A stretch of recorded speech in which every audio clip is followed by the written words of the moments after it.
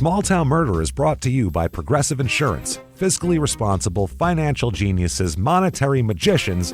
These are things people say about drivers who switch their car insurance to Progressive and save hundreds. Visit Progressive.com to see if you could save. Progressive Casualty Insurance Company and affiliates, but potential savings will vary. Not available in all states or situations.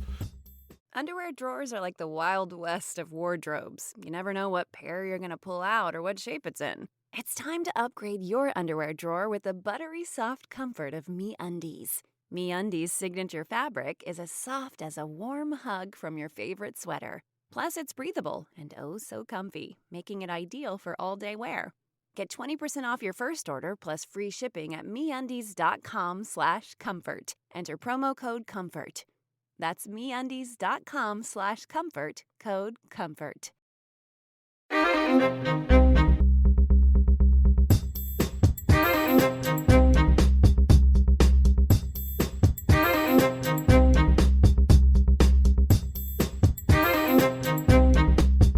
Hello, everybody, and welcome back to Small Town Murder Express. Yay and choo-choo! Oh, yay indeed, Jimmy. Yay indeed. My name is James Petrogallo. I'm here with my co-host.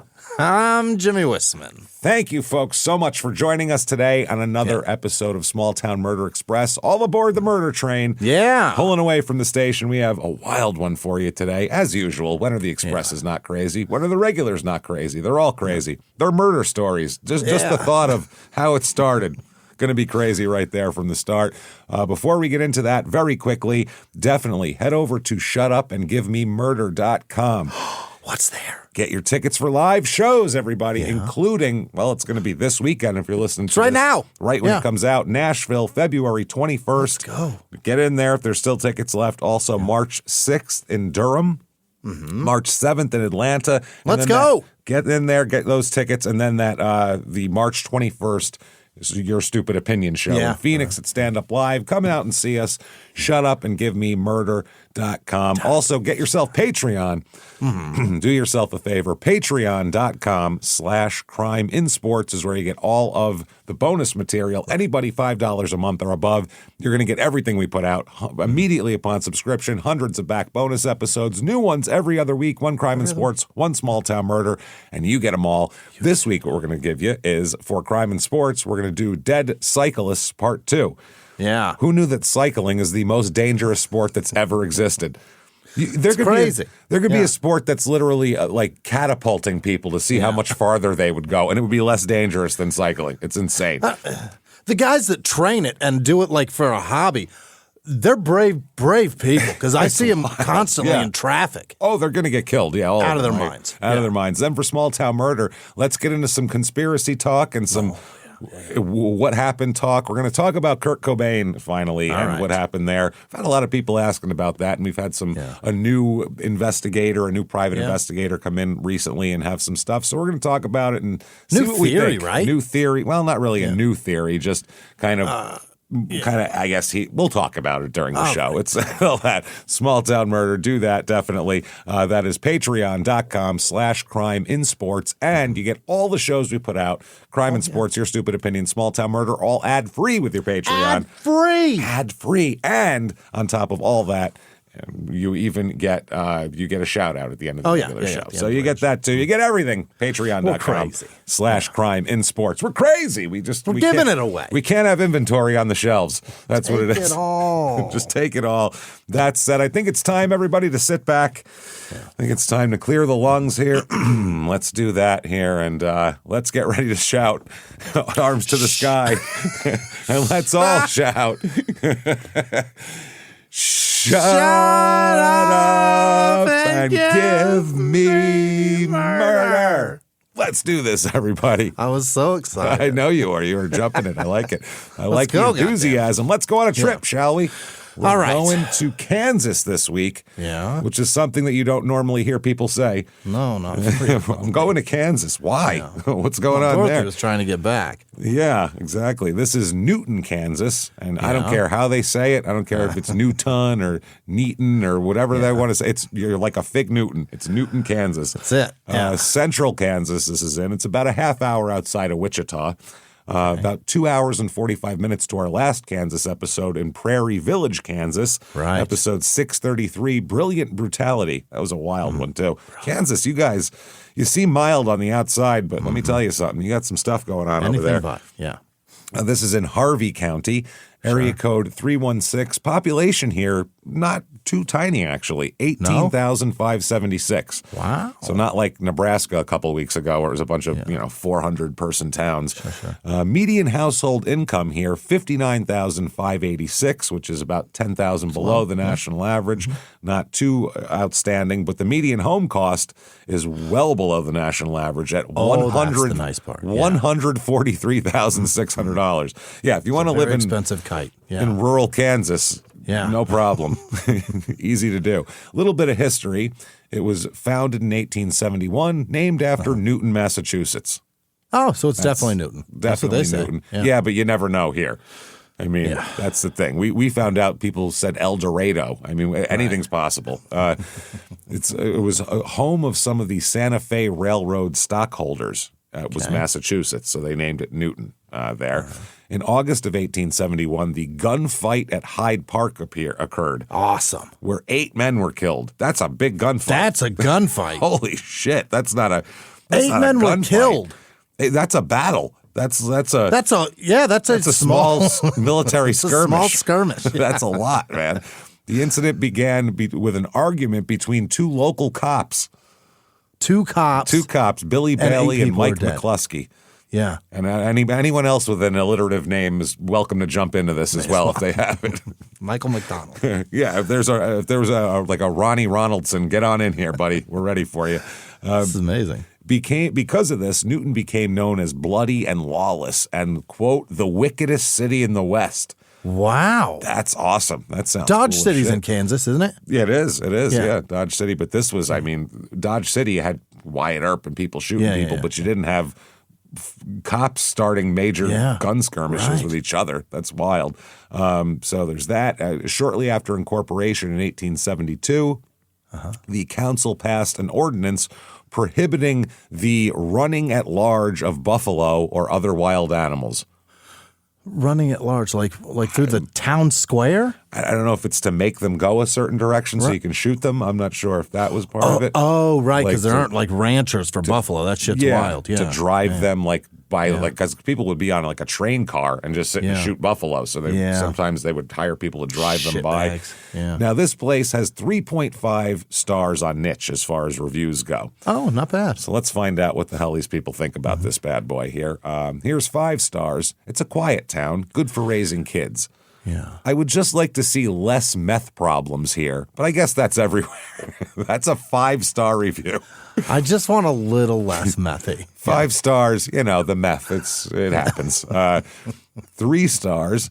Newton is a great size. Well, he'll be happy to hear that. Size isn't everything. He'll be happy to hear he's a great size. That doesn't mean he's huge. It just means he's right. You know what I mean? Not so small that you know everybody's business, but small enough to make connections when you're out running errands. There are 4 grocery stores and decent options for eating out. That's good. 1 star, lived there for 10 years. It's crime and meth infested. Yeah. That's a little less. That's what we heard a minute ago. Yeah. You can't order from Amazon because there's a 50% chance that your packages will be stolen by addicts. 50%. Isn't that just roll of the dice 50%? Yeah. Isn't it always 50%? When I lived at the place down the street from the methadone clinic, it was 50. I would have killed for 50-50 odds. I was not getting what they sent ever. I would have loved 50-50 odds. It was just everything's getting stolen, period. And you had a fence like around your patio? Yeah, it didn't matter. Your whole house was closed in. Didn't matter. Opened it up, take my shit. It happened all the time. Horrible things go on there. I think of it as the vortex of despair. Wow. A vortex, the wickedest city in the West or the vortex of despair. Write that down. Wow. The vortex of despair is awesome. That's amazing. The PD is awful as well, corrupt to the bone. The sheriff's department is great, and it's a pretty little town. There's definitely good people there. All right. There is so many complaints about this police department in these reviews, Really? too. Here's another one, 1 star. The Newton PD is very corrupt. No help in any way. If you call them for help, you will more than likely catch a charge of some kind. Oh.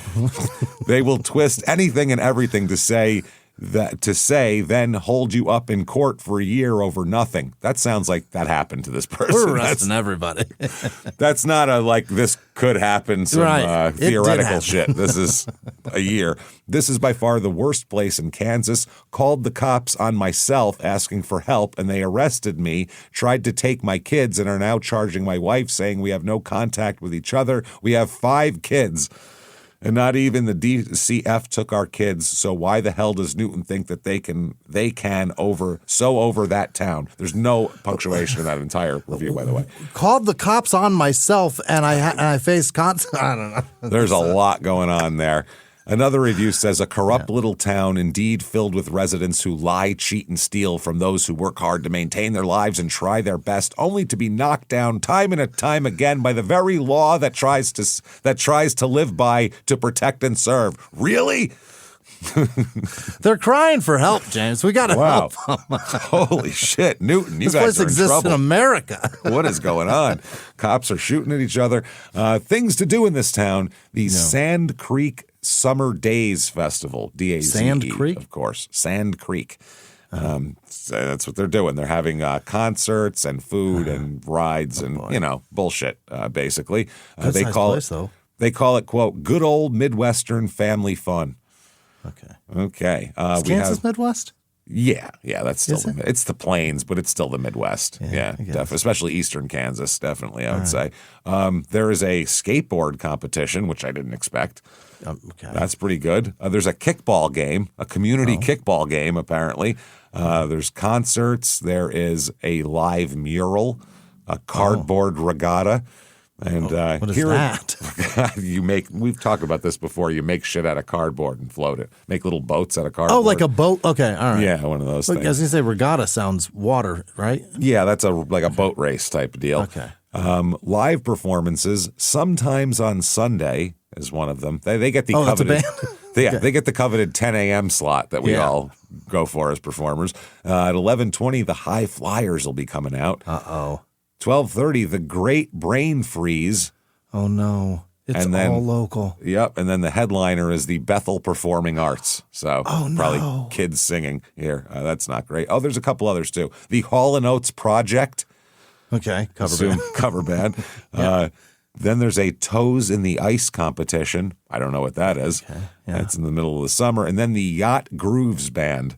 They just play I like hate Michael this McDonald so and much. Jimmy Buffett over and over again. A bunch That of yacht sounds- rock. A bunch of shit yacht rock. So there you go. That said, let's talk about some murder. What do you say? Ooh-wee. Good. Let's get into this. Okay. If Let's not, talk- I'm going to kill somebody. Yeah, I gotta get out of this town, man. Place.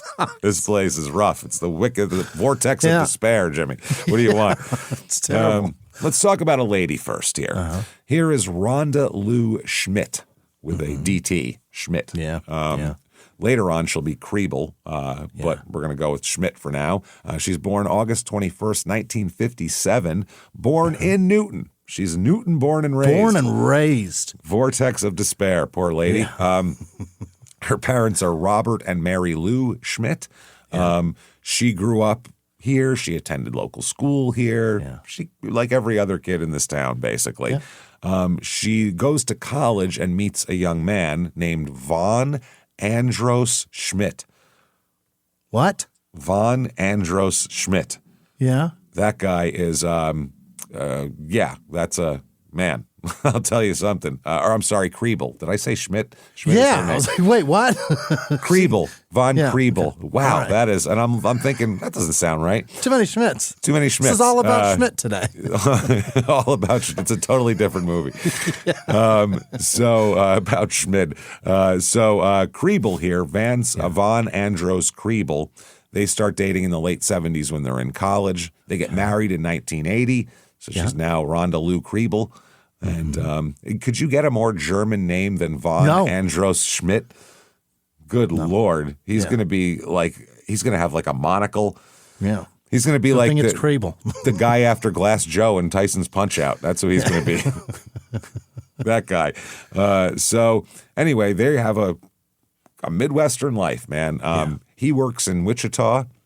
Okay. Half hour away, as we talked about. They have 3 daughters, and it's a happy environment. These two like each other. Rhonda and Vaughn like each other. Beautiful. Yeah. They get along. They seem to. Everybody says all the kids say they had nothing but fun and activities and always laughter in the house. Everybody said. Love it. Yeah. Like all the friends that would come over, kids' friends would be. They like going over there because it was like a happy house. Yeah. Real happy house. Wait till he has to pay for 3 weddings. He's not going to be happy. Not going to be happy about that. Yeah. He's like, luckily, that was then. That'll be going away by the time they're adults. Good. So Rhonda was a stay-at-home mom, so she could be with the kids. She also worked in nurseries. She taught Sunday school, helped with preschool programs. She was into the Christian Women's Club, and all that kind of thing. She was. What's Vaughn's gig in Wichita? What's he do? Not sure exactly what he does. Some kind of business, but he's doing okay. Deal. Yeah, he seems to be doing all right here. The family don't seem to have any financial pressures or anything like that we know of anyway. People always describe Rhonda as a really nice and kind person. Sure. A Midwestern lady who has 3 kids and wants to be a mom, and she's a very nice lady. Sunday school shit. Yeah. Nice lady. She, they said her wedding was beautiful, and they talked about how, the holidays at their house were wonderful and full of laughter and all that kind of shit. So that's nice. Mid-May 1994 here. Mm-hmm. Let's go there. There is a Christian Women's, I want to call it Christians Women Club, and that's not how it is. Christian Women's Club meeting at a restaurant. This is at the Newton Inn. So they're all gathering. That's the restaurant, and they're going to have a big meeting here. Yeah. They hold regular meetings there, and they're normally given a reduced rate for their meals because they're a regular thing. That happens. Standing arrangement, whatever. For some reason, on this day, the restaurant gave them a bill for full price. Okay. Rhonda was not having it. She was not having this shit. And apparently she's in charge of dealing with that. Yeah. Not happening. Yeah, not today. You're not getting me. So according to what happened, according to people at the inn and according to other people that were there, Rhonda asked to speak to the manager about the bill, which seems reasonable. Yeah. I mean, there's a bill issue. That's who you talk to. This is wrong. Let's talk to the manager. So they said the manager just stepped out. He's not here right now. So they sent over a waiter to the table to deal with it. Yeah. You deal with it and figure out what's going on. Now, this waiter's name is Matthew Murphy. What happens is an argument between this waiter, Matthew Murphy, and Rhonda. They have a big old fight about this bill. I don't understand. This needs no escalation. Like, from his point of view, these are regular customers. They come in all the time. It's a bunch of church ladies. Let's not have a screaming argument. And then from their point of view, we come here all the time. Let's not act like assholes. So neither of these people have any motivation to fight. It makes no sense why they're fighting, honestly. Apart from this guy wants a bigger tip because the bill's bigger. Well, Matt's not even the guy that did the serving, right? No, it's just the guy they sent over to try to smooth things over. He's just been here the longest. He's the guy. Well, he's kind of like a assistant manager-ish type deal. Yeah. So whatever, front of house type of guy. So anyway, they ended up arguing. Rhonda's yelling at him, and from what I understand, I don't know if she's yelling, but she's explaining her situation. The Matthew Murphy had to recalculate the bill. So he said, okay, that's the deal. He goes back, he fixes the bill. From what I understand, from what all the people in the kitchen said, when he got back into the kitchen, he was just teeming with rage over this shit. Yeah. Just angry as fuck at these people. The agreement we came to was not he was not happy with it. He just wasn't happy that he had to deal with the whole situation. Right. So one of the baker who worked at the restaurant said that Matthew came back shouting what a bitch she was. What a fucking bitch this lady is that I had to deal with, blah, blah, blah, blah, blah. Take it easy, Matt. Calm down. They said he slammed down books and slammed a coffee mug down. He was very upset. Another woman who worked at the inn said that she heard Matthew talk about Rhonda several times during the Christian Women's Club meetings, not favorably. So this isn't the first time he's dealt with Rhonda and does not like Rhonda. Does not like this gathering here. Does not care for this shit at all. And they probably tip like shit. They probably I'm sure. It's probably a standard 10% or some bullshit like that. And so I get it. And it's the same people every week. And it's kiss their ass. It's a standard 10 on a reduced bill, which is even more bullshit. I'm putting out just the same amount of work for way less money. This is fucking dumb. And I bet they want everything to be just right all the time. And so, I mean, that's fine. But I get it. I've been a waiter, so I understand. It's fucking hard. It's the worst to deal with people like that. But understandable. But he is extra upset. This is one of those things that just happens at a table. Yeah. And you deal with it and you walk away and you go, move on. And you go to the next table. But this apparently, he's done eating the crow, James. He's done swallowing his pride. He's full. And that's what it was. It was that he felt like she embarrassed him. So he was upset about that. Okay. So about a week later, Friday, May 20th, 1994, Rhonda takes her two oldest daughters, an 8-year-old and a 6-year-old. The 6-year-old's name is Natalie, on a field trip to Wichita. She goes on, it's a school field trip. She's a chaperone. Her youngest daughter, who is like preschool age, is dropped off at grandma's house. So there you go. About 2 to 2:20, somewhere in there, Rhonda returns home to her house in Newton with 6-year-old Natalie and Natalie's 5-year-old friend. Okay. So we got two little kids. Yeah. The 8-year-old had returned to class with her schoolmates, and the youngest is still at grandma's. So it's Rhonda, little 6-year-old Natalie, and little 5-year-old friend. Yeah. Rhonda's scooping the girls' ice cream. What a great day for these kids. They got to go on a field trip. They're getting mid-afternoon ice cream. This is awesome. So they're sitting in like a booster seat type high chair situations because 5, 6-year-old girls are still pretty small.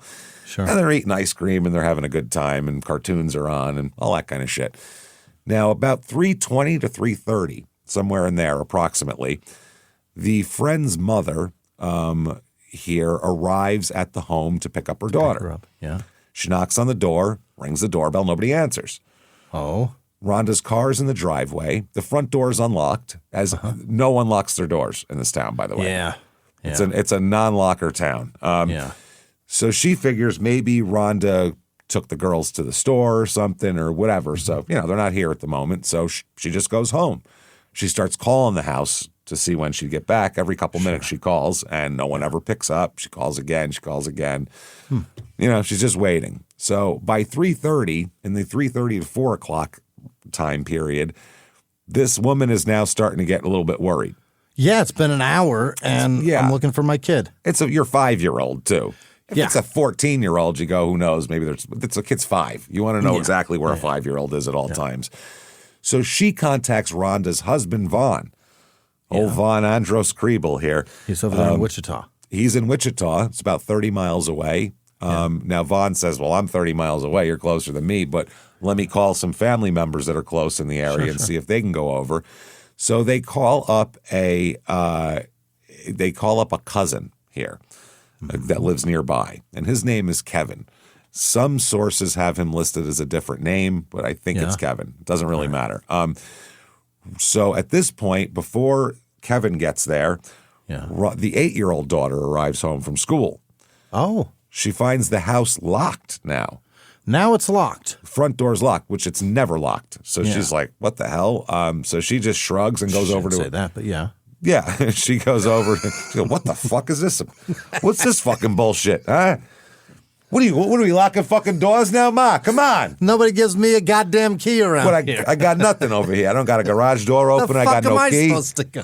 Fucking people breaking my fucking couillons over here. I'm trying to get in the goddamn house. I want that to be all that you said. Trying to get in the house over here, you fucking... Well, what are you mooks let me in or what? Come on. Feeding my sister the fucking ice cream at noon. Jesus Christ. Everybody's eating ice cream. What am I doing standing in the yard like a fucking jerk off? That's what I'm doing. Fucking jerk. This poor. So, she shrugs, goes to a neighbor's house. You made a fucking jerk out of me. You made a jerk out of me. So she goes to a neighbor's house, this kid, the 8-year-old. Now, somewhere between 4 o'clock and 4:25, Kevin arrives. The cousin or some relation that he is. Right. He has a key. Oh. He's the you know how you always give it to him, but not the kid that comes home? Not the kid. Well, you don't give an 8-year-old a key to a house. You don't? Fuck no. This is going to end up on a playground somewhere on the ground. Kids are not responsible to hang on to things that are important like a key. I suppose, yeah. I wouldn't give an 8-year-old chapstick. That's not coming back to the house. It'll be gone by the time they get home. Both of my kids have had keys to my place since the divorce. One was 8, one was 10. Okay, I could see. They still have them. I wouldn't give them those. They've done all right. 8-year-old kid. I wouldn't. They beat the shit out of a couple of phones. They don't do anything now, though. They get them going on an iPad. Kids used to go run around outside and shit. That's the key's getting lost. They've broken like 7 goddamn phones, but they got the key. You can give a couch kid a key. That's fine. You can't give like a playground kid a key. That's not going to work out. Couch kid. I'd have lost a key in 3 seconds when I was a kid. So Kevin arrives. He lets himself in. He yells for Rhonda. Nobody answers. He notices her purse is on the counter. He's like, okay, that's a good sign. She must be close by if her purse is there and her car is here. Her keys and her wallet and everything are right where they should be. Yeah. And we know that because he dumps her purse out, which is a strange move, correct? Is that odd? Usually you look at the purse. You wouldn't dump it out like it's weird. Yeah. So it's very strange. She's just not here for some reason. He's looking around. Then he hears something. He hears faint, muffled crying. Yeah. Like little tiny voices of crying. He's like, what the fuck is that? What is that? Where's that coming from? Like if you heard like an animal outside in a tree, you'd be like, what is that? So he hears it coming from upstairs. So he runs upstairs and follows the sound to the room that it's coming from, and it appears to be coming from behind a closet door. He opens the closet door. There's 2 little girls in there. There's 6-year-old Natalie and her 5-year-old friend are sitting in the closet together. Yeah. And they're bawling, crying. Kevin's like, what's wrong? And all Natalie can get out is, the bad man hurt mommy. Oh, boy. That's not good. So Kevin calls 911 right away. And the dispatcher tells him, hey, stupid, get the girls and get the fuck out of the house, number one. You don't know. Don't touch anything. Whatever you do, don't dump anybody's purse over. That's very important. Don't touch a goddamn thing. And get out of the house with the kids. I've already and wait licked outside. everything. Yeah. Well, my DNA's on everything. So. So they go wait outside, and so that's where he stopped, is that bedroom, got the girls, went out. As soon as 911 told him to get out, he went out, and he went out in the front yard, basically, in the middle of the day. At about 4:30 p.m., Newton police arrive. There's a Detective Walton here who's going to be kind of overseeing this whole thing. Hey everybody, just going to take a quick break from the show to tell you just a better way to eat with Good Chop. Goodchop.com. Absolutely. You guys, you need to get this, first of all. This is delicious. You're going to get all the proteins that you want here coming. A great seafood selection, steaks, pork. It's so good.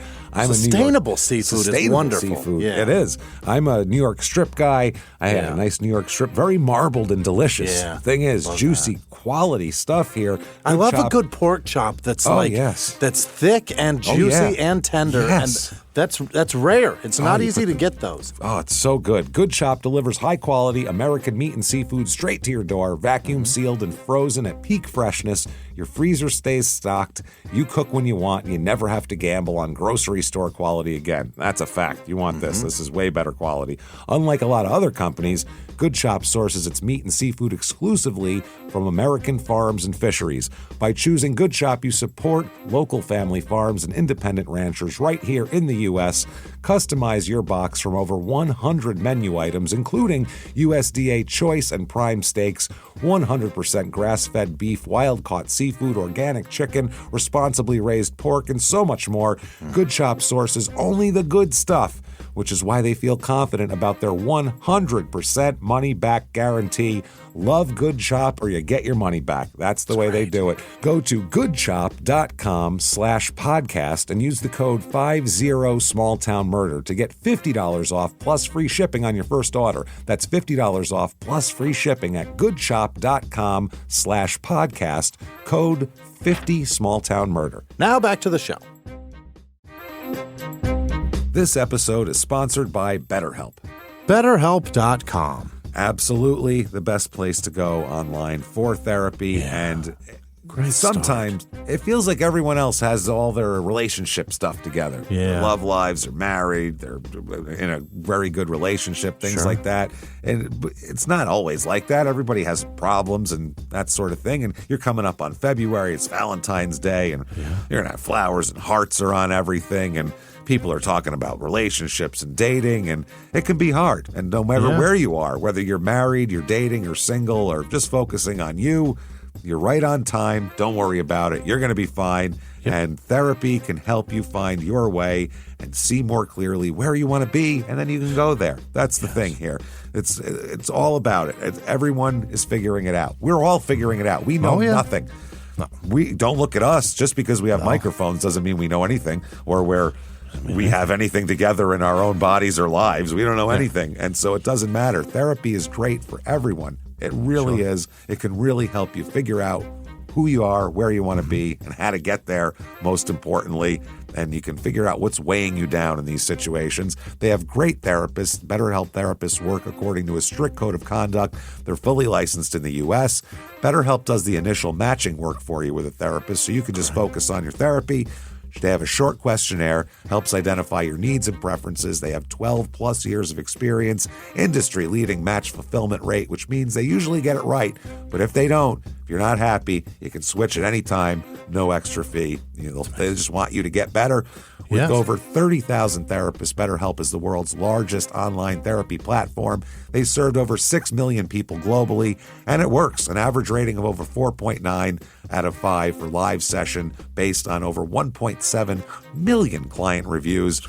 You need to get yourself BetterHelp. Nobody's perfect. Everybody could use a little help. Sign up and get 10% off at BetterHelp.com/smalltownmurder. That's BetterHelp.com/smalltownmurder. Now back to the show. He's among the first on the scene, and he said this was about as bad of a thing as he's ever seen in his life and on the job here. They search the whole house and don't find anything until they get to the master bedroom. Okay. They open the door and they find Rhonda, and she's dead. She's dead. She's on the bed. She's bound, gagged, and a bloody mess. Really? I mean, it's horrible. There's blood soaking her hair and the bed, blood spatter on the walls. Really? Pictures are covered. It's terrible. One eye is swollen shut. Wow. Her clothes are partially removed. Now, they said the room wasn't ransacked. There was a few drawers open, but not full-on ransacking. All right. Rhonda's wrists and ankles were tied behind her with pantyhose. So they hog-tied this poor woman with pantyhose. Her own pantyhose that were taken from a drawer. Her mouth was sealed with white masking tape from a roll found in the dresser. This is weird. Yeah. A white tube sock was knotted around her neck as a ligature. Her right eye was swollen and discolored. Bruises were inside of her mouth and on her legs. There's pieces of torn underwear next to her body. Okay. So everything that has been used on her came from inside this room. Didn't bring anything home. Yeah. Didn't know. There's nobody brought anything here. The pantyhose, her tape, her socks, all this shit. Wow. Now they find that Rhonda was struck in the head 13 times with a heavy blunt object. It said something like a mallet. Okay. So this is a brutal, absolute, whatever.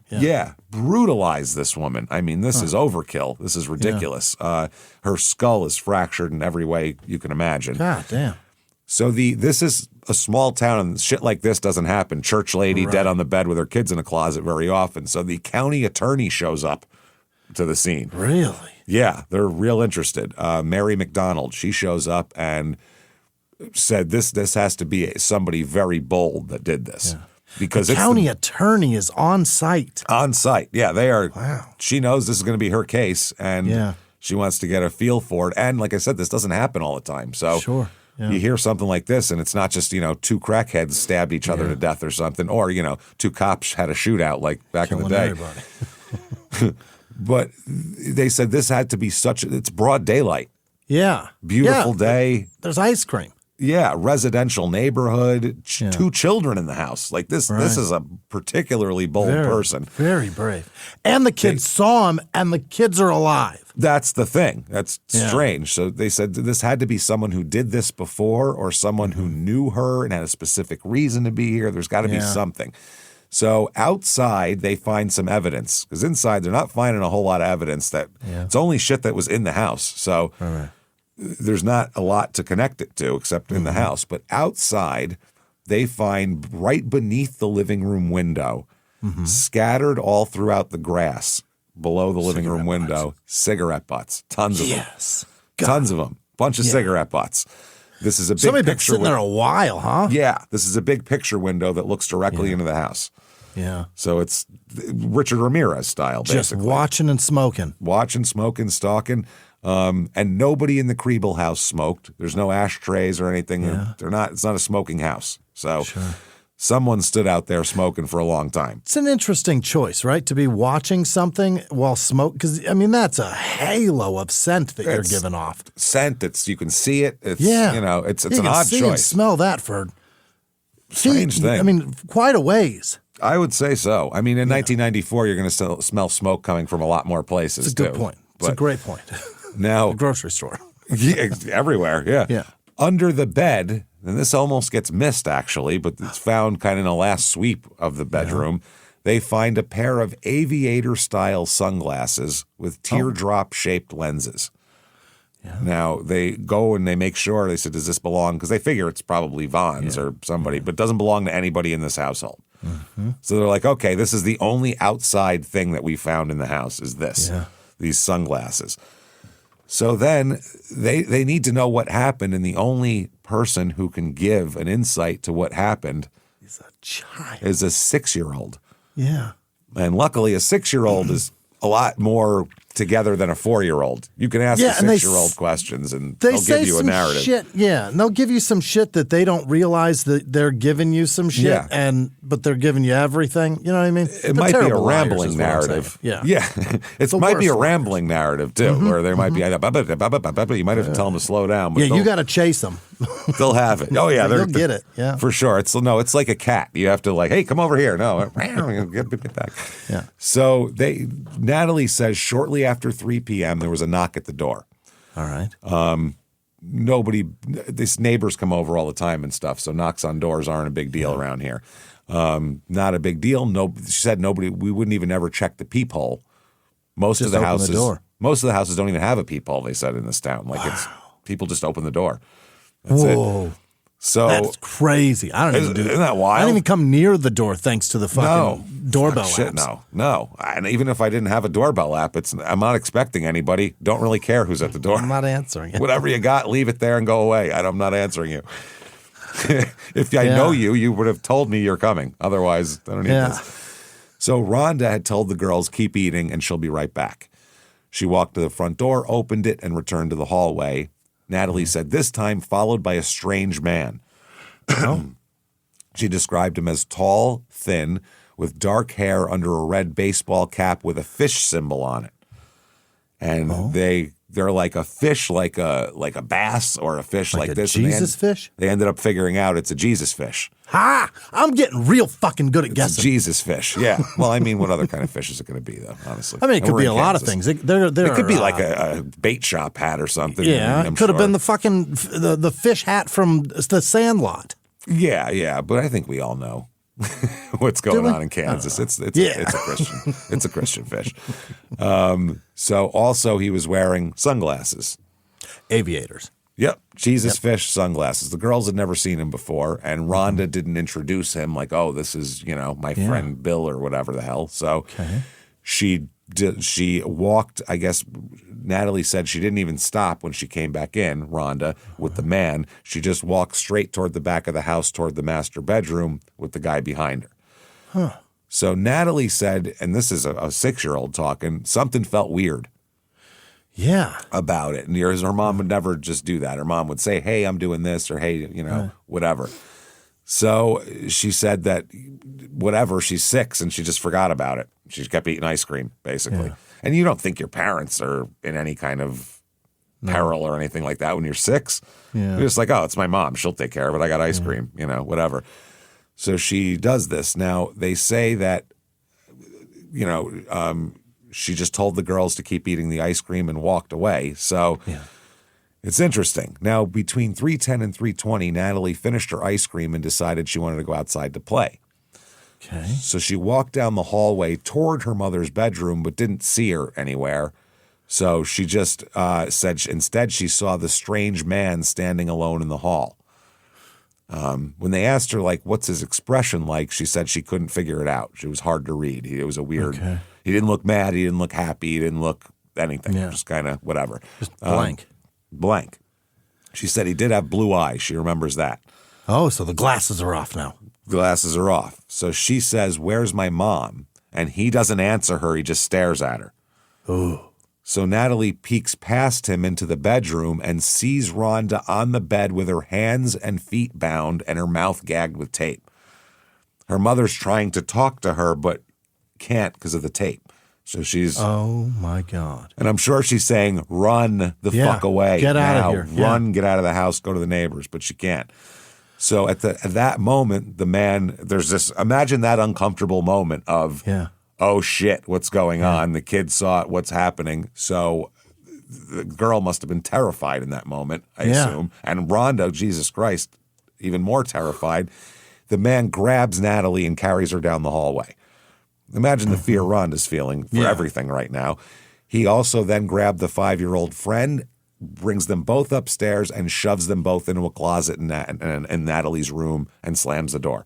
Okay. So that's why they're in the closet.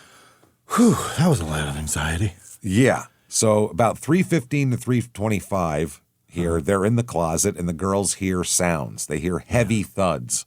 Oh, God. It's like something hitting something else. They said they heard 7 or 8 bangs. They said they thought it was that Rhonda was being shot. They thought their mother was being shot because they just heard these loud bangs. That loud, yeah. She was not being shot. The gunshots were the sound of the impact. That's how hard somebody was beating this poor woman.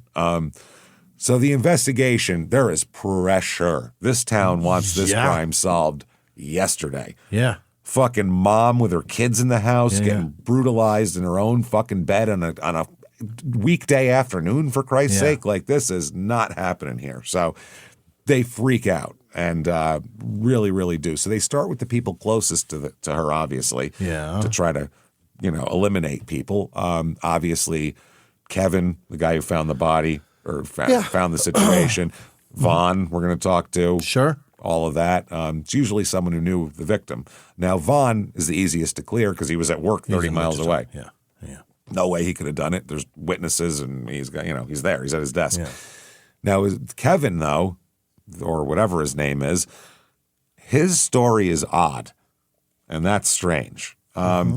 He said he entered the house, he saw Rhonda's purse, and emptied it on the counter, which, again, weird thing to do when you're checking. Started robbing her. Yeah. Just let me see what she's got in here first. He's a nursing student. Oh. But, there's no, I better see if anyone needs medical help. None of that crosses his mind. Sure. Later, when asked about why he didn't go check on Rhonda immediately, he said, quote, an angel stopped me from opening that bedroom door. That's his actual quote to a man there's a person with a badge sitting across from him asking serious questions about a dead woman, and he said, an angel stopped me from opening that door. You just pistol whip that guy, right, for that? You just we're going to be adults now, and we're all going to be very serious now. There's an exorbitant, is that a word? Exorbitant? Yeah. Exorbitant. A lot of people believe that. Oh, I get it. And a lot of people aren't sitting in a homicide interrogation room. Because you can believe whatever you want. I know. In this room, we're serious people. None of this. You can say, "Oh, there's angels and this and that." In this room, we deal in facts and blood evidence. We deal in evidence and proof. Yeah. So I don't think so. You can't say that. So they said, "You're going to take a polygraph, there, Chief. What do you say about that?" So he says, "Okay."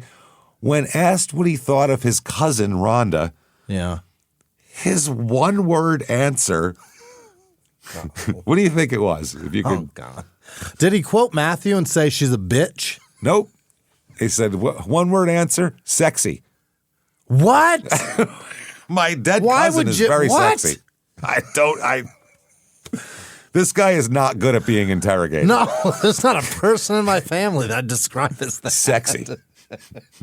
If they said, too, that's not like after 10 minutes that came out, too. Well, what does she look like? I mean, she's attractive. Would you call her sexy? She's sexy, I guess. No, that was just, what's your thoughts of your cousin? Sexy. That was her first thought. This is one-word answer. It wasn't. She's nice. She's a good mother. She's a good person. She's pretty sexy, too. No, just sexy. I mean, even if his relation to her is through Vaughn, that's still a fucked up answer. Still a weird answer, man. And I think he's her cousin, too. That's the even weirder part. Christ. When asked if he killed her, he said, quote, "If I killed her, I must have blacked out." Which is a terrible answer because you're supposed to not even be there. So you just, I wasn't there.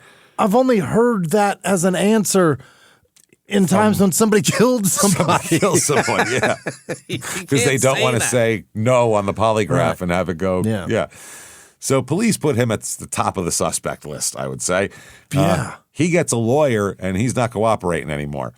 Really? Absolutely. So, I wouldn't cooperate either if I fucked up and gave those two shit-ass answers. Well, if I was the lawyer, I'd go, never answer a question again, first of all, ever. I don't care what the question is. Your wife has any questions for you, call me. How many gallons on pump 10? You call me up, and I'll talk to the clerk. You don't need to talk to the cashier. I'll take care of it. You're going to fuck it all up. Hello, lawyer. Do I want fries with that? Good call. Good call. Yeah, thank you. Good call. Just don't tell him you killed anybody when you biggie size that shit. I don't know. I must have blacked out. What the you fuck? Idiot. You jackass. So the Detective Walton didn't think he's the guy, though. No. Detective just thinks Walton, he's a fucking weirdo? No, yeah. Well, it makes sense, too. He thinks he's an idiot, obviously. Yeah. You're a complete jackass, let me tell you that. But I don't think you're a murderer. And the reason is Kevin is known to the family. Yeah. Natalie knows who Kevin is. Oh, right. Yeah, she's seen him. And they went back and they said, could it have been Kevin? And she said, no, I did not know this man who was in the house. Right. Kevin came in later. That's a different guy completely. And this is 1994, so we're like at the very, very beginning. But today, with those glasses, brother, this shit's over tomorrow. Exactly. Yeah. So they said that the one thing that investigators know about children, and they can be unreliable, but the one thing they are reliable about is, do you know this person? Yeah. They know whether they know someone or not. And they don't. She said, I don't know that person, but I sure as shit know Kevin. So there's Kevin that. Just gives some stupid fucking answers. They go, what about your Uncle Kevin? And she's like, oh, he's a dipshit. Don't get me wrong. He's dumb. He's dumb as fuck. I'm not going to lie to you. I don't ask him for help on my homework. No, I'm 6, and I feel a little bad for him. Let's put it that way. So technology is not where it is now in 1994. Right. There is DNA technology, but you need like blood, like a pool of blood. You need like a whole like a thimble body. of semen. You know what I mean? A thimble. You need like the whole load. Yeah, to like hair, you need it like with the root attached, shit like that. So over the next 5 years, that'll change drastically. But at this point, it's kind of a nightmare. So the sunglasses are their only piece of physical evidence.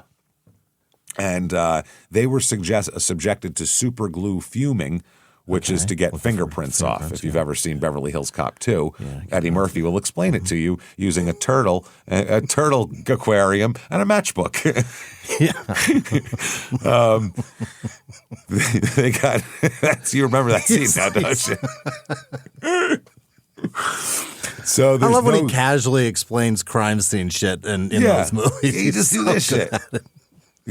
So no usable prints. And the fuming process complicates shit because the chemical residue from the super glue coats the lenses and potentially degrades anything underneath them. There's also the pantyhose, tape, sock, and other bindings, all useless. There no fingerprints going to be on a sock, and they have nothing on that, basically. The cigarette butts outside the window, nothing there either. Nowadays, you can get your DNA no problem, but in 1994, they're useless. Yeah, you'll know who his fucking grandfather is. Yep. So the medical examiner found signs that this was an interrupted sexual assault. Oh.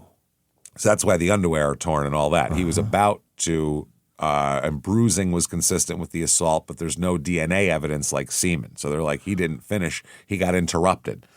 By the girls. By the girls. And they said everything that he had used came from inside the home. He brought nothing. There's no plan. It doesn't have a kill kit or anything like that.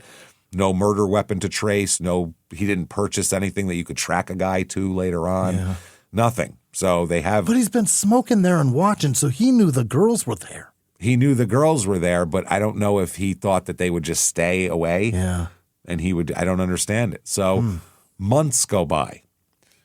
Ooh, Tips trickle in. A lot of people think it's the relative. It's that Kevin guy, but the cops are like, it's not. So every few weeks, people call in with a name and a memory of, I saw a guy in a red hat near the neighborhood and whatever, and everything went cold. Nothing was worth a shit. People started, like, kids can't go to school on their own anymore. Parents have to walk them. The unlocking policy is over in this town. Oh, boy. Everybody's locking them up, closing them down. Yeah. It's all about... It's wild. Everyone's just talking about what kind of alarm systems they're getting and arming themselves. And then there's a woman named Lois Gibson. She is a sketch artist and, by all accounts, one of the best on earth, apparently. Really? She in 1994, she held the Guinness World Record for most identifications by a forensic artist. I did not know that was a record. That might be the most impressive record of all time. Pretty cool. Fuck your long fingernails. Yeah, fuck you and your creepy mustache that twirls around 17 times. Over 1,000 criminals were identified through her sketches. Wow. It's pretty goddamn good. Yeah. There was actually one guy who was a murderer who saw his sketch on the news and turned himself in. It's too good. I'm never getting away with it. You nailed me. He's like, fuck, that's me, man. Shit. Jesus Christ, shit. Who was it, the Night Stalker? Yeah. Well, that was by smell. We found a guy who smells like a goat. It must be him. It was crazy, that whole thing. The sketch, he's the only person on earth that sketch looked like. It's crazy. Can't look like anybody else. So she was from this area, apparently. She moved to L.A. to be a model and a dancer, this sketch artist. She was attacked and almost killed by a rapist. Wow. So she went back to school to get a Bachelor of Fine Arts from University of Texas, then went to the FBI Academy Forensics Artist course and became the Houston PD's forensic sketch artist in 82. She sounds amazing. She's pretty badass. So she sits down with Natalie. Miss Lois Gibson. She uses an FBI sketchbook, catalog of hundreds of facial features, 250 sets of eyes, 250 sets of noses, mouths, faces, shapes, hairlines, jaws. Wow. And they flip through all this shit looking for the features, right? So they build it piece by piece, starting with the hair and hairline and working down to the chin and jawbone is how she does it. She said she was careful with Natalie, reminding her it's okay if she didn't know something. Don't, just say, I'm not sure of that. Piece it together later, We'll figure it out. But Natalie remembered everything. Wow. She said long hair, dark and long enough to reach the ears, red baseball cap, gaunt face, and the eyes were a piercing blue. And that's a lot. So she said that children are often better witnesses than adults, this Lois said. She said adults second guess themselves. They overthink it. Children just tell you what they saw. There it is. There it is. So the sketch is everywhere. It's on grocery stores, the post office, you name it, all over telephone poles. It's everywhere. Tips are pouring in. None of them lead anywhere. For more than a year, nothing happens. Jesus. September 16th, 1995, Janetta Jody McCown. She goes by Jody. She's 30 years old. She works the streets, is what she does here in Wichita on South Broadway. She got into a car with a John in the early morning of September 16th, 1995. Now Jody has a life. She's not she's not homeless or anything like that. She's got a boyfriend that has a stable relationship with. It's just how she pays for it all. Yeah. It's just, that's what she's doing at this moment. So she had a friend, another girl on the street here, who watched out for her. They looked out for each other. Yeah. When one get into a car, the other one would jot down the license plate number. And we've had this happen multiple times on this show. And the Pretty Woman kit. That's what she did. Yeah, and we had it a few weeks ago on a show that happened. So anyway, her friend wrote down the license plate number. This was a man who approached Jody and offered $200 for an overnight stay, which was more than she even charges for that. Really? Yeah. So it's a little strange. And her friend told Jody not to go, but Jody said, "It's $200. I'm going." Yeah. So she wrote down the license plate number. Now, Jody had also told her friend about a man who had been hanging around, who was sitting in a car parked outside her friend's apartment looking for cocaine at one point. Oh. So that was the night before Jody disappeared. Sure. So there's been a creepy guy hanging around. So they have the license plate number. This Jody never comes back. She disappears, gets in the car, and never comes back. Yeah. But they have the license plate number, and her friend calls the cops and says, my friend disappeared. Yep. Here's the license plate number. So they trace the license plate. It comes back to a man named Matthew Murphy. Stop it, Matt. Remember Matt? Matt, you fuck. Did I get you another refill on that iced tea? Yeah. It's yeah. Yep. Who the police quickly discover is not even Matthew Murphy. What? It's actually a guy named Chester Higginbotham. What a wild name. That's why I went by Matthew Murphy. Why did he do that? We'll talk about it. He lives in Newton, Kansas. Matthew Murphy, by the way, isn't just some bullshit identity. He has a driver's license, a marriage certificate. He works at his job under Matthew Murphy. He's married under Matthew Murphy? His wife calls him Matt. His coworkers call him Matt. Everybody calls him Matt. No one knows his name is Chester Higginbotham. Chet, what's going on, buddy? Okay. So they had to, this was such a big identity that he had just two separate identities, but it's the same person. So he's born in 1965. He's been to prison before. He's had a messed up childhood too. He tried to commit suicide at 8. Ooh. And his alcoholic mother died when he was 13. And before he died, she would lock him in closets for long periods of time. Yeah, because that's what you do. Yeah. Including during an entire Christmas vacation. He was locked in a closet. A 2-week vacation from school, he's locked in a closet. Locked in the closet. He's got a lot of petty crimes, theft, car theft, burglary. He was currently on parole for burglary and forgery. Wow. Well, he was at the time of Rhonda's death, but not anymore. So the real Matthew Murphy was a young man in Arizona who died in November 1989 by being struck by a car when he was on his bicycle. He was a guy from snatched it up. He was a guy from Tempe. The driver was a church pastor who was having a diabetic episode and lost control of the car. Oh, fuck. A few months later, a driver's license was issued under Matthew Sean Murphy's name and date of birth, bearing a photograph of Chester. So he stole his identity. Wow. So they go to Chester's house. He's not home, but his wife, Vicky, is there. While they're talking to Vicky, Chester pulls up. Chester pulls up. Fake Matthew, yeah. Fake Matthew. He approaches the officers, appears cooperative, offered to come to the station. Yeah. They search his home and storage shed that he rented nearby where he would keep cars that he worked on. Okay. They were looking for signs that Jody had been there. They're only investigating Jody at this point. Right. That's the only thing they're thinking about right now. So his wife, Vicky, was born and raised in Newton, and she had no idea that his name was Chester Higginbotham whatsoever. None. And he's made himself like 10 years younger by doing this too. Wow. Absolutely. They met because she was a convenience store clerk when he started coming in, going by Matthew Murphy, buying soda and snacks and shit. And she said that he flashed a smile that, quote, just did it for her. Really? Just did from behind that counter, boy. That's all that can get it? In the glow of that green light giving you a total. That'll be $7.42. That little light coming over there. Dang, those pearly whites just reflect that 738. Man, I tell you what. So they dated for like 6 months. He proposed. They got married. She said everything was great. But then after a few months, he turned into a different person, an angry drunk, apparently. All right. She tells everybody and others that know her say Vicky's very meek, so she never pushed back, and which is why he looked for someone like that. That's why he likes her, yeah. Yep. She told police that 2 nights before Jody disappeared, Chester went out with a friend. He was supposed to be back by 10:30 or 11. That time came and went. She got worried, so she got in her car and drove to the storage shed, the place she knew Chester hung out sometimes doing work on cars. Yeah. She pulled in, and Chester came out, rushing out to greet her, she said. As they talked, she could see through the car windshield in his car that there was a person in the front seat. A blonde female slumped over and not moving. What? Yeah. She asked Chester, hey, who's your friend? Who's she? Yeah. He said, oh, it's a friend of a friend. Which is not, if that's your wife, that is, if I told Sarah, okay, she was looking for me, and she came looking for me and found me, and there's some blonde chick slumped over in my car. I was like, oh, it's a friend of a friend. That wouldn't be the last question about that we were talking about. Is your friend's lap where she slumped over? Why is she there? Why is she there? doing that? Yeah. He said she had too much to drink, so I'm taking her home.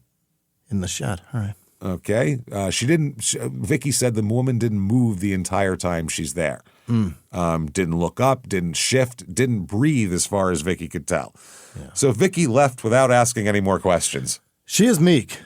Wow. That is beyond meek. Wow. I mean, he could be balls deep in a chick in the living room, and he'd be like, oh, it's a friend of a friend, and we're doing this. Just go in the bedroom. I'll be there in a minute. She'd be like, okay, this is crazy. So Chester came home about 15 minutes later. They went to bed and never discussed it again. She never brought it up again. I've never been in a relationship that wouldn't come up 12 times a day for the next 10 years. Until you had a satisfactory explanation for that, that's going to keep coming up. Yeah, and there will be no sleep that night. Unless a gift shows up for her that I needed that person to participate in me procuring said gift. Yeah, yes. Dude, totally. So she didn't want to say anything there. Hey, everybody, just going to tell you about the safest sponsor that we have to offer here, Simply Safe. SimplySafe.com, SIMPLI Safe.com. Absolutely. We all want peace of mind, don't we? Yeah. We all need that. And for everybody, this should be how you get peace of mind, knowing that your home and your loved ones are safe. And that is the peace of mind that we get when we use Simply Safe, which is always. Simply Safe is tremendous. We use it in all of our homes, studios, you name it. They've been a sponsor of ours for a long time, and they're great, and their product is amazing. You'll love it. We trust Simply Safe, the security system millions of Americans rely on to protect what matters most. And this month, we are excited to tell you about an exclusive offer that we can share with you. 50% off a new Simply Safe system when you order one today. This is the time, everybody. Don't wait anymore. Do this. Traditional security systems, they take action after someone's already broken in. You've heard the show. That is way too late. They're in the house. You're in trouble. So that's not good. Simply Safe's Active Guard outdoor protection can help prevent break-ins before they happen. They have these cool AI-powered cameras backed by live professional monitoring agents. They can monitor, they detect suspicious activity. Let's say someone's creeping and lurking, acting all weird. The agents can talk to them and say, get out of here, I'm calling the cops. Turn on a spotlight, put on a siren, you can do all that stuff, and even contact the police before these people even have a chance to get in your home. Simply Safe is the way to go. No long-term contracts or cancellation fees. Monitoring plans start affordably at around $1 a day. 60-day satisfaction guarantee or your money back. Named Best Home Security Systems by U.S. News & World Report's 5 years in a row. Ranked number 1 in customer service among home security providers by both Newsweek and USA Today. So why wait? Protect your home today and enjoy 50% off a new Simply Safe system with professional monitoring at simplysafe.com/small. That's simplysafe.com/small, SIMPLI safe.com/small. There's no safe like Simply Safe. Now back to the show. Hey, everybody, just going to take a quick break from the show to tell you a better way to shop for clothes. Oh, boy, with Quince. Quince.com, QUINCE.com. This place is great. I get everything on Quince now. I'm on like an all Quince thing, all my clothes. It's amazing because a well-built wardrobe is about pieces that work together and hold up over time. You don't want garbage. That's why Quince does. That's what they do best. That's it. They do premium materials, thoughtful design, everyday staples that feel easy to wear and easy to rely on, even as the weather shifts from season to season. Quince has the everyday essentials that you're going to love and with quality that's going to last. Organic cotton sweaters, polos for every occasion, lighter jackets that keep you warm, as spring starts to come. The list goes on and on. They have it all. Quince works directly with top factories. What they do is they cut out the middleman, so you're not paying all that markup. You're just paying for good quality clothing, which is exactly what you want. Everything is built to hold up to daily wear and still look good season after season. Plus, they only partner with factories that meet rigorous standards for craftsmanship and ethical production. Like I said, I get everything from Quince. I just got like 5 shirts 2 days ago. They're great stuff. Sarah also gets all her stuff there. We've gone on an all Quince thing, and it works for us. And You should do it too. Refresh your wardrobe with Quince. Go to quince.com/smalltownmurder for free shipping on your order and 365-day returns. Now available in Canada too. That's QUINCE.com/smalltownmurder. Free shipping and 365-day returns. Quince.com/smalltownmurder. Now back to the show. Hey everybody, just going to tell you a better way to shop with Thrive Market.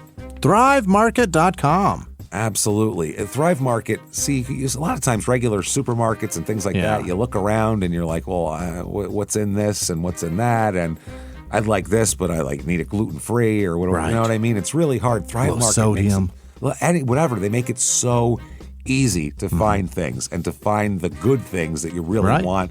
Delicious, great products.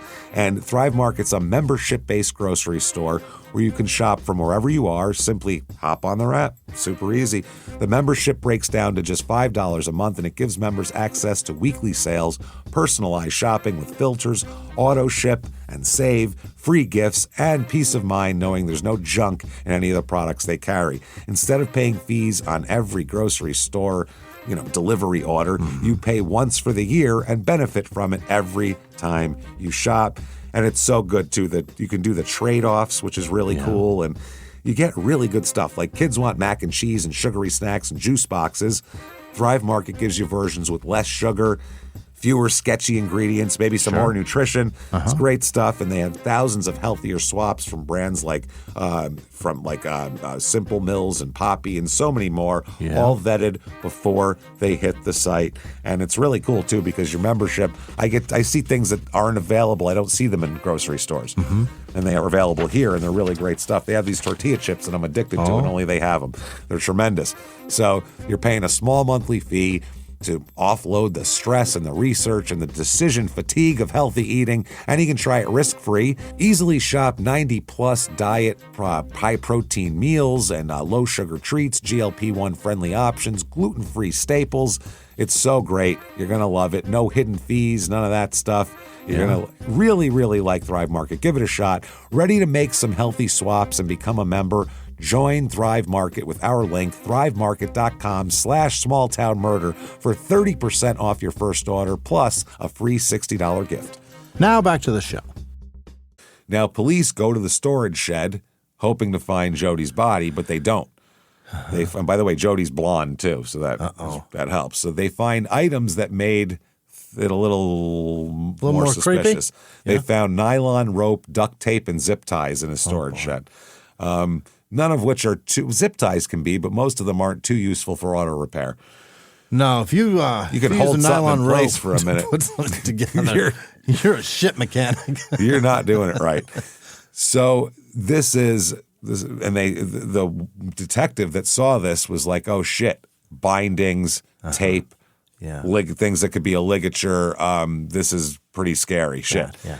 Also, they find out that Chester, they're there. This is 3 blocks from Rhonda, by the way. Chester lives. Her house is right down the road? Yeah, he used to be, at the time, he lived in a halfway house 3 blocks away from Rhonda. Wow. He had moved to Newton and took a job as an assistant manager and a waiter who sometimes managed a local inn, and he had to walk past Rhonda's house every day on his way to work. Yeah. He happened to be a smoker, James? Let's find out about that. So they ask him about his identities, and Chester, it's ridiculous. He said that he changed his name from Higginbotham to Murphy because his ex-wife had witnessed a gang-related murder in Arizona, and they had been placed in a government witness protection program. There would be documentation about that, right? Not really. It's a federal, that's a closed door, so not a local police force. Hell no, they're not going to be able to get that. But his ex-wife, his actual ex-wife, said, I knew him as Chester Higginbotham. He changed his name when they moved to Oklahoma. She said, I've never witnessed a murder, and I'm definitely was never in the witness relocation program. I don't know why he's doing this. All a lie. Yeah. Chester admits he picked Jody up that night. He said he gave her $50 for, for go around. Yeah. He said they drove around and then he dropped her off at the bus station in Wichita. Yeah. Problem is, first of all, she lives in Wichita, so where's she going? Well, yeah. And second, the bus station wasn't open at the time that he claimed he dropped her off there. When confronted about, well, Vicky, your wife, said you had a blonde woman slumped over in the car, he said, no, that wasn't Jody. That was a different chick. Who? That was who? A different woman. Yeah. So they were like, so you had two different young blonde women in your car on the same night? And he goes, absolutely. They're like, okay, sure. So they go, well, you're under arrest for solicitation of prostitution anyway. That you are under arrest. That's why we can hold you for a minute. Sure. Because we don't want to let you go, but we can't charge you with anything yet. So October 11th, 1995, Jody's body is found. Decomposed and on the side of a rural road east of Newton. Severe decomposition. Identification was difficult. Her wrists and ankles were hog-tied behind her. The cord, nylon, consistent with the type found in Chester's storage shed also. That was used for that. The mouth was taped. And from what appeared to be the same roll found in the shed, the torn edge matched when they put them together. He hasn't even used that tape since then. Nope. So they said it was asphyxiation. Yeah. The pose of the body, bound, gagged, beaten, and discarded, basically identical to how Rhonda was found, except in a house instead of on the side of the road. Sure. Detective Walton works both cases and said when he saw Jody McCown's body, he said, holy shit, this is Rhonda. This is fucked up. Oh, without him. It's the same killer. These two. Without him, it doesn't connect. Doesn't connect. Wow. Both found with ligatures, hand and feet tied behind the back. They both had their mouths sealed. They both had indicators of sexual motivation without completed sexual assault. Wow. They were both controlled using materials found at the scene or brought in by the killer, improvised restraints rather than a pre-purchased thing or a kill kit or something like that. And both women were familiar to Chester before this happened. Right. So with Rhonda, Chester was interrupted, the children, the doorbell, the phone, all that shit. So he had to kill her quickly and get out of there. With Jody, he had as much time as he wanted. Right. Still he had her alone. No. He took her to the storage unit he had all night, is what he thought, and then Vicky showed up and fucked that one up too. Yeah. Now, the sketch is identical to him. The only difference is he has shorter hair now, but it's a fucking match. I mean, it's him. So police go back to Vicky. Yeah. And they say, your husband's suspected of 2 murders now. And he said, let me ask you this. What kind of cigarettes does he smoke? Bingo. And it's the same kind, same brand found outside the window. That is a problem. When you got yourself a taste for a specific cigarette, it's going to get you every time. Yep. They said, did he wear sunglasses? And she said, yeah, aviators. God, this man does not change shit except his name. They also found out he came to work the weekend after the murder with a swollen eye. Oh, she got him. She got him. Oh, yeah, she's fighting back. And also, when the composite sketches of the murder suspect were published in newspapers, Chester's co-workers at the inn said that he made numerous comments that the police didn't know who they're looking for or what they were doing and that they'd never find the real killer. Oh, my God. October 25th, 1995. This is 2 weeks to the day after Jody's body is found. Yeah. Vicky's marriage to Chester is annulled by a judge. She's done. She said that the marriage was a fraud. She didn't even know his real name. She's not even married to it's not even him on the fucking certificate.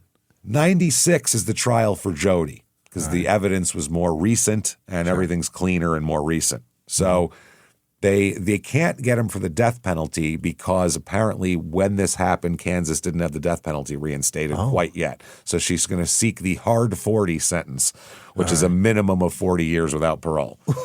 Which is worse. Hard 40 is brutal. So they build the case on the rope, the tape, the zip ties, the matching duct tape. They also have the drawings. They found drawings in his residence, Chester's residence, of women, including a drawing of a vagina and drawings that bore resemblance to Jody, including a matching tattoo that she had. What? Yes. Sketched her tattoo, drawing vaginas. Vicky testifies about the blonde in the car, the bus station lie, Chester admitting he picked Jody up that night. The defense, all they had to argue was inconsistencies. It's not even what the vagina looks like. Look at it. I mean, he's got the clit on the bottom. You can't have that. That's crazy. It's all upside down. It would be so confusing. The verdict is guilty of first-degree premeditated murder and kidnapping. God damn. The judge says, you, sir, may fuck off hard 40. 40 years mandatory. Crazy together. For the murder, plus consecutive 49 months for the kidnapping. Okay, so another 4 years.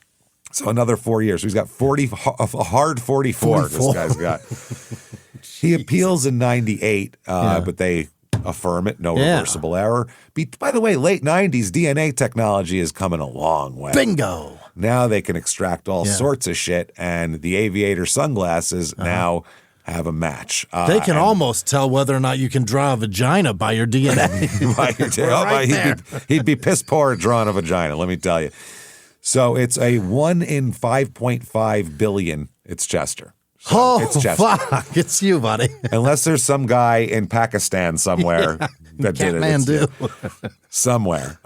So the psychological reports are that he is consistent with an antisocial personality disorder, calculated manipulation, lack of empathy, ability to maintain a convincing facade while committing horrific acts.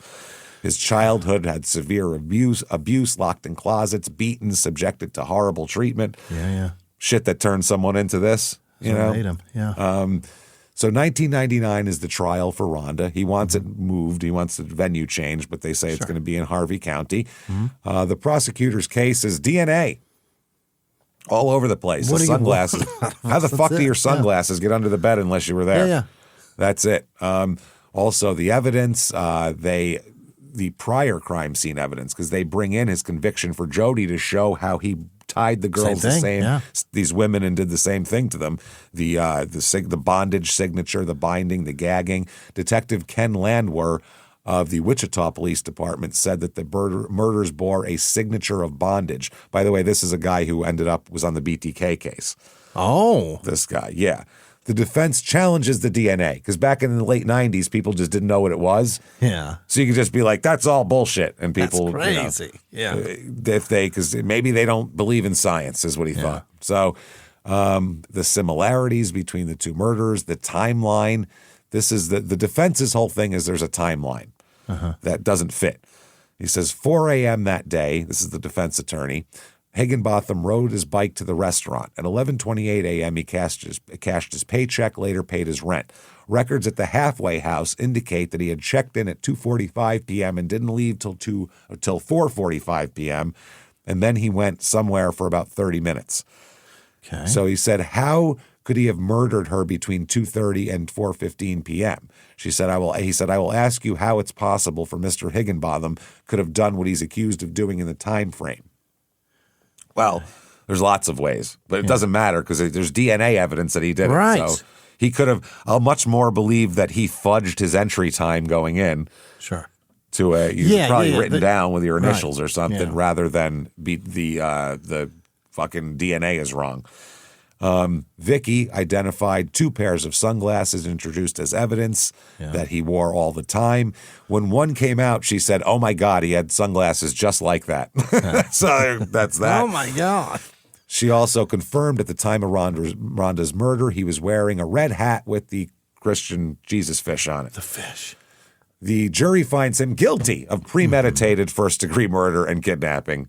In the most obvious way possible here. He wore his favorite shit to the murder. To the murder. That's all the stuff that he had on because he wasn't planning. He just, I'm going to stop by. I think he saw her in the window when he was walking by and was like, look at this Smoked bitch. a few cigarettes and then did his thing. Yep.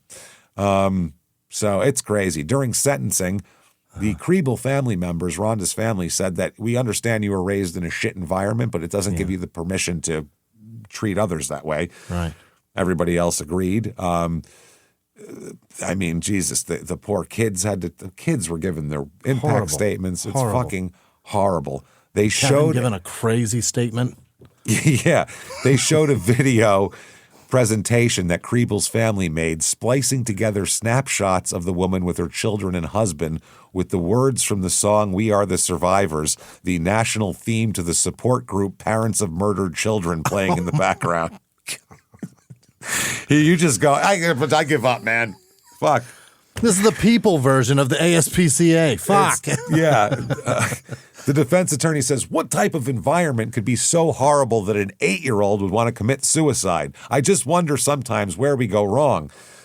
The judge said that's all handy and dandy and nice and everything, but this is an especially heinous, atrocious, and cruel crime. Yes. And says, we know that the first blow didn't put her out of her misery. You did more. You, sir, may fuck off. Hard 40 again. Double hard 40s. To follow. Hard plus 80. a hard 49 months after that, too. So he's got a hard 88 right now. Oh, hard 88 and over a half. That's rough. Also, pay $21,272 in restitution. Holy That shit. too. Rhonda's sister said about the wife, because she said they wanted to say that we're not mad at Vicky. Yeah. This is how nice these people are. They care that she feels bad. Right. Like these people lost. This is just nice people. And Vicky's so meek. She said she was deceived like many others. She thought she married Matt Murphy. She could have been a victim. She could have been killed too.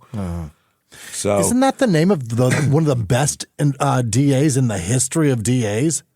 what? Matt Murphy. Isn't that his name? The guy from Sounds L.A.? familiar. No, that was that. Wasn't that asshole from the story in Northern California, the cop who didn't believe the people who were kidnapped? I think his name was Matt Murphy. I'm not positive, but I'm That may pretty be sure. another name too, but I think The Matt American Murphy. Nightmare documentary. Is he blonde? I don't remember. It doesn't matter. We're almost done here. So we're way off the subject. 2001, he appeals for Rhonda's stuff. Doesn't matter. That's right. fucking, he can keep on fucking off. Yeah. Chester is at was at, as last I saw, Lansing Correctional Facility in Kansas, served about 30 years of his consecutive sentences. He's not going to be eligible for parole pretty much ever. Oh, so, up to now he's served 30 years. yeah. He's still got 30 years 58 to go. Still got a long time to go. So there you go, everybody. There is Newton, Kansas. Wow. And one bad Great guy. job, James. That's a fucking horrible story. Great job. I'm real sad now. Terrific. I want to know what Kevin thinks about it. I know. Jesus, Was Kevin's it sexy, Kev? Don't ask him. He'll just say something completely wrong. Hey, Kev, what do you think of 9/11? My dick was hard. I mean, Jesus, why do I say that? What is wrong with me? Why do I say So sensual. weird shit about dead people?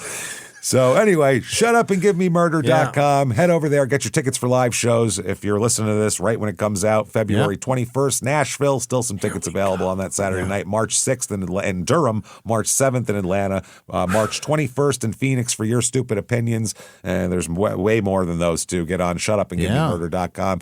Get on whatever app you're listening to this on. And if you're not watching it, if you're listening to it, and give us 5 stars. That helps a lot. Shutupandgivememurder.com is where you get your tickets. Patreon.com/CrimeInSports is where you get all the bonus material. Anybody $5 a month or above, you're going to get everything we put out.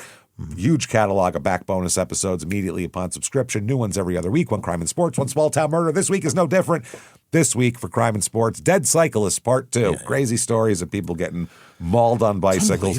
Small Town Murder, Kurt Cobain's death and how the fuck that happened. And what are our everyone's got their own hard opinion on that. So we'll give ours out and see how that goes. There's been some new investigative things going on. So we'll see how that goes. Patreon.com/CrimeInSports. And you get everything we put out ad-free, and you get a shout-out at the end of the regular show. Keep coming back and seeing us week after week. You want to follow us on social media, shutupandgivememurder.com, drop-down menus, take you where you need to go. That said, until next week, everybody, it's been our pleasure. Bye.